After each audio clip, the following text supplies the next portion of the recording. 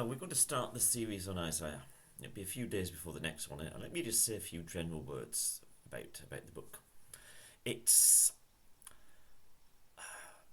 perhaps the most famous prophecy in the Old Testament.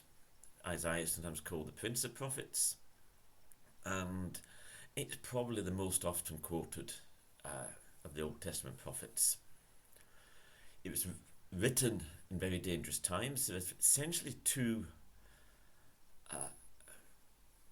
historical situations that are involved. The first one is the attack by Assyria on Judah. At the time of Isaiah, Israel was split into two kingdoms, the northern and the southern. The northern kingdom would be overrun by Assyria. They would get to the walls of Jerusalem, but at that point God intervened supernaturally and the Assyrian army was destroyed.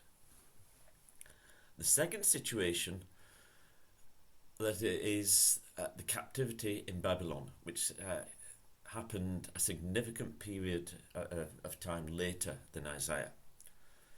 And for that reason, most commentators will say that Isaiah was written by more than one person.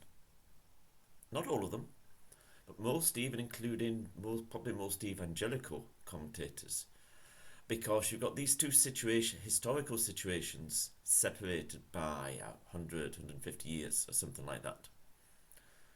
Well, there are some who believe it was just one author, the prophet Isaiah, and I go along with that route. The reason is that the reason they go for the two author or multiple author scenario is that it talks from chapter 40 onwards.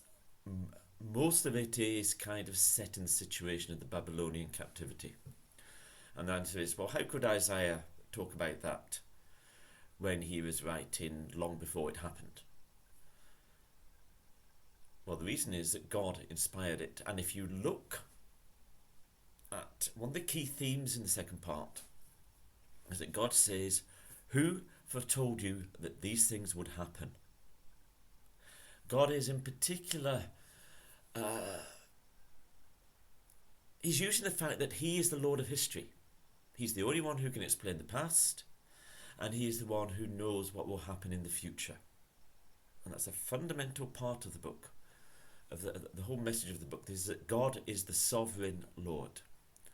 So one author fits with the whole purpose of the book. More importantly, any reference to it, references from Jesus in particular, but references from anywhere else, there is one book, one author. All the manuscripts indicate there is one book, one author. You've probably heard of the Dead Sea Scrolls, and the scroll of Isaiah is found amongst those, and it was set as a single book. And one final point is, if you ask them, well, if Isaiah didn't write the second part of the book, who did?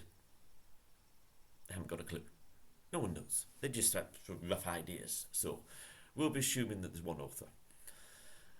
And the key thing about Isaiah is it addresses real people in real situations. See, most of prophecy works like this in the Old Testament. There is an immediate fulfillment or partial fulfillment of the prophecy.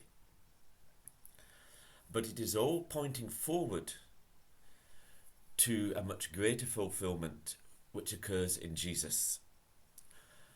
The immediate historical fulfillment demonstrates the certainty of God's word, the reliability of it, that the things which are prophesied for the future, yes, these things will happen. My word is reliable, says the Lord. And it also, it points to Jesus himself, in particular in Isaiah 53. If you don't know what's in Isaiah 53, you should do. Go and read it right after this. It also looks forward to the second coming. So it covers the whole of history, essentially. And it deals with the realities of the situation, the realities of the Assyrian and Babylonian powers, and least as importantly, probably more importantly, it deals with the reality of Israel's sinfulness. The message that comes through the whole book is that the major problem wasn't Assyria, wasn't Babylon, It was Israel's rebellion and disobedience against God. So, in a few days' time, we'll say something on chapter 1, but that's it for now.